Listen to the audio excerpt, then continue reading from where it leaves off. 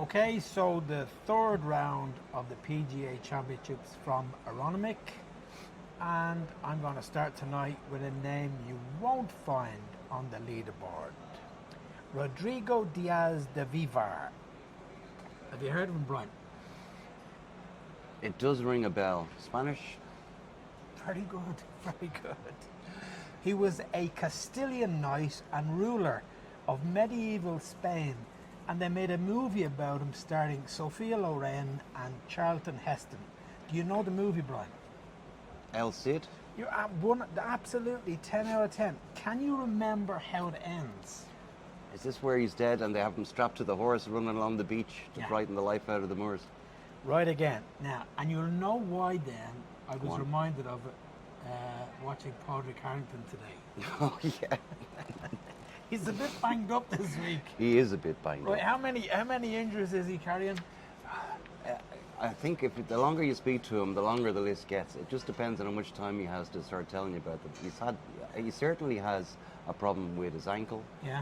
A problem with his knee. Yeah. He has something strapped up on his wrist. That's what I noticed today. That was a new one. I hadn't seen that before. That was a new one, yeah. You know, he's got all these things, and I'm sure if you asked him a few more, a bit longer, he'd tell you a few more things he had. But yeah, I saw him clambering out of a bunker on the 14th, and he hobbled to the 15th tee.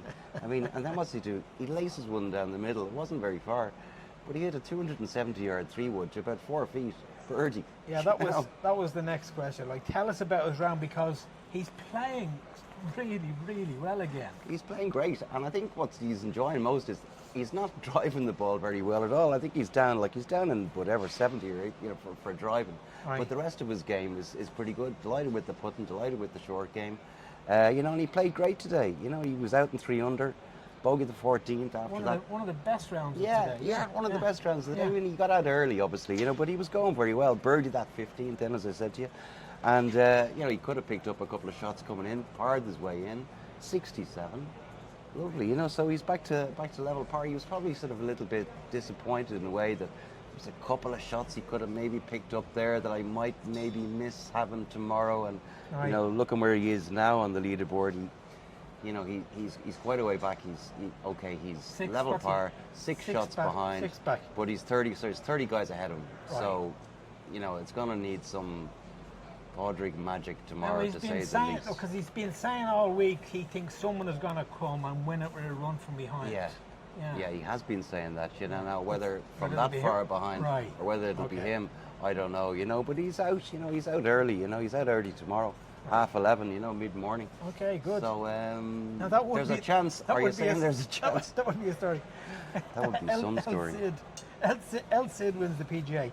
Now, Brian, I want to ask you about something that happened after his round that was flagged by one of our colleagues on Twitter.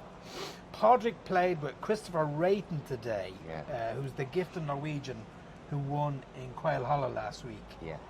And he told Padraig during the round that he watches his videos on YouTube, the Paddy's golf tips, and that they really helped him.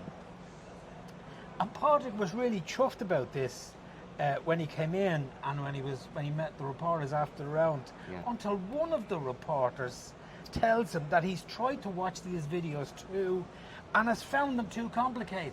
Yeah, who could that have been? That was you, Brian, wasn't it? That was you, Brian. I know. That was you. I need it very simple. I remember trying one of his pitching tips, and it was great, but I just found it very hard to do. He's probably watching this. We don't want to upset him anymore. No, I don't. But it's fair to say I'll have another go. He was upset.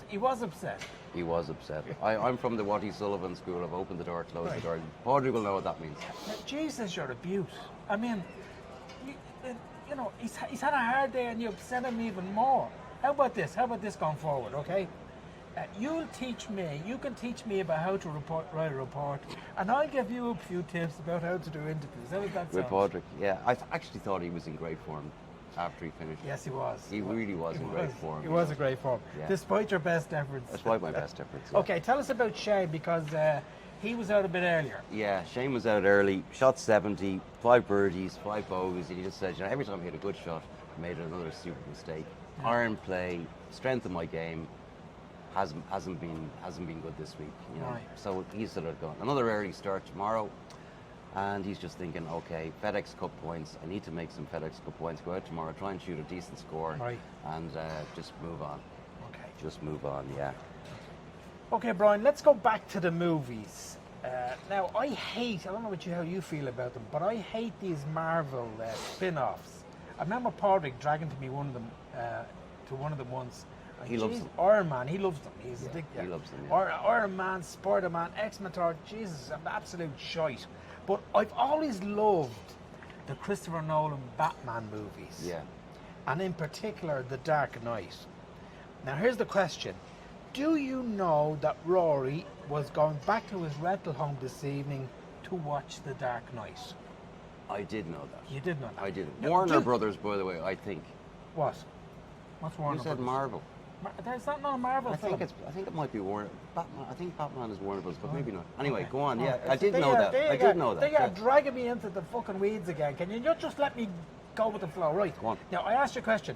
Do you know why he was going back to his rental home to watch The Dark Knight this evening? Because he said it's one of my go-to movies for distracting and just forgetting about everything that's going on. Close but no cigar. Close but no cigar. Because it contains a scene with one of his favourite ever lines. Now, I'm going to give you the line. Read that out to me. There's the line. You either die a hero, or you live long enough to see yourself become the villain. Isn't that great? Yeah. Jesus, I love it. Who's that? The Joker? No, that's the mayor. What's his name? Oh, the mayor. Oh, right. Okay. The crooked mayor. Yeah. Yeah, they're having dinner. He's having dinner okay. with Christopher Bale. That was one of the best Batmans. It's one of the best Batmans, and I love it for the soundtrack. Hans Zimmer. Yeah. Oh my God. Zimmer's superb. great. Yeah. Zimmer's Christian great. Bale. Yeah. I've seen it. Yeah. Go on. Anyway, that's a long-winded way of saying that he was in great form after his round today. He was. Yeah. Really great form. Now, how did he play? He played great. 66. 4 under, 6 birdies. Went out early. Had to put a score together. I mean, let's forget. Shot 74 the first day. We know what he said about us. We're SH1T. That's how I played today. He was 105th. And the stats guys were just over there saying, "Oh, I know you're a Rory guy. You know that if he wins tomorrow, he'll be the first guy ever who was outside the top 100 after the first round of a major to win." Really? Yeah. I hadn't heard that. Yeah, Okay. yeah. Good. So so he's played well the last few days. It was 67. Was it 3 under? Bogey free on Friday. 66 today. Played well. Made a couple of mistakes coming in. I was going to say it could have been better even. Yeah, I mean he didn't birdie the 16th. Hit it in the rough, and then he semi-plugged it in the bunker on the 17th. Didn't get it on the green and made a bogey. But And here's what's remarkable. Yeah. So, I was talking to one of the guys here after that kind of dodgy finish. I would have expected him, this fella said, to come in and be really fucking pissed about it. Given normally how they finish is how they react to us after. But he was looking. But he was probably looking at the flags, which were was blowing this morning a bit. But by the time he sat down to do his post-round interviews, it was really blowing a hoolie out there. It was blowing quite hard. He knew that it was going to be hard for guys to keep going, and he thought, you know what, 3 under, it's not bad. As long as these guys don't get too far ahead, there's not going to be many ahead of me. Okay, and I'm guessing he was looking at one guy in particular, which would be Scotty Scheffler. Yeah, Scotty Scheffler did not have a great day. Yeah, Scotty Scheffler had a terrible day on the greens. Has gotten worse and worse on the greens as the week has gone on. Right. And he's 1 under par, so he's 5 back. 71, tied for 23rd, and I think there's maybe too many guys ahead of him as well. I mean, he's really going to have to shoot something sensational. He feels he's playing well, but I think he missed 4 or 5 putts inside the sort of 4, 5, 6, 7 foot range today. Bogey the last, just not quite on it, not quite putting as well as he needs to. Okay. Yeah. Right, let's have a look at the leaderboard, Brian. And Alex Smalley leads on 2 under. Then a group of 4, 2 shots back. Maddie Smith from Germany, Nick Taylor from Canada, John Rahm from Spain, Aaron Roy from England, and Ludwig Oberg. And then 4 players tied for 7th, 3 shots back. Rory, Xander Schauffele, Patrick Reed, and Maverick McNeely. tell us a little bit about Alex Smalley, because I'm going to be honest, I don't know very much about him. Yeah, mild-mannered Alex Smalley. I mean, we're not going down the Superman route here, the Clark Kent route, but he'd be a fairy tale winner, let's face it. I mean, he's 29. Yeah. He's a quiet sort of a guy, introverted guy, a studious guy. He was great. He was sort of an A student in school, got a great degree in Duke University. He's from upper, state New York, Rochester. He's thin as a rake. He's thin as a rake. Yeah, he's about 6 feet tall and about 9 stone. Yeah. His mother is a PhD in chemistry from Duke University as well. She's his momager. She looks after all his affairs, caddies for him occasionally as well. Yeah, they call her the momager. Yeah, great record at Duke University. 140 starts as no wins. 140 starts, no wins. No wins, 4 seconds. 4 seconds, okay. Yeah, and he played with Maverick McNeely today. He was another young guy with, I think he's just got 1 win. So, I think that helped him today. And he played, first 4 holes. He started off bogey, par, bogey, and you're thinking, this is not going to be a good day. But he played the last 10 holes in 5 under par. Right. Shot 68, and he's got a 2-shot lead. So, this guy can play. I mean, he was a top college player, top Walker Cup player, and the PGA but hasn't won as a pro. But good point. The PGA does throw up winners. It does throw up the odd winner like that. It'd be a nice story. But just looking at that leaderboard, I mean, John Rahm has to stand out there. You like Rahm, do you? I like Rahm. You know what? I've got an ugly feeling about Patrick Reed. Patrick Reed as well. Yeah, he didn't put well at all in the Masters. And he's there alongside Rory with Xander Schauffele, McNeely as well. But Reed. I mean, look, they're only 3 shots back. There's nothing, and then there's a massive group on 2 under. I mean, they're only 4 behind. There's Wright and Rose, Kirk, Neiman, Kamer. I mean, the list goes on. Minwoo Lee. Who's to say? As Padraig was saying, one of those guys doesn't come out and shoot a 6. You can't see anybody shooting better than 6 under. The course is it's drying out. The greens are very tricky. Yeah. Final round of a major. 8 under. Can you see 8 under winning this? I think 8 under will win this. You do. So you're calling it. You're calling it. 8 under is the number, is it? Who knows? You know, Brian. That's why we pay you the big bucks. You see Rory having to shoot 65 to win. Okay. Who knows? But he's in there. You're killing me here. I'm coughing my lungs up.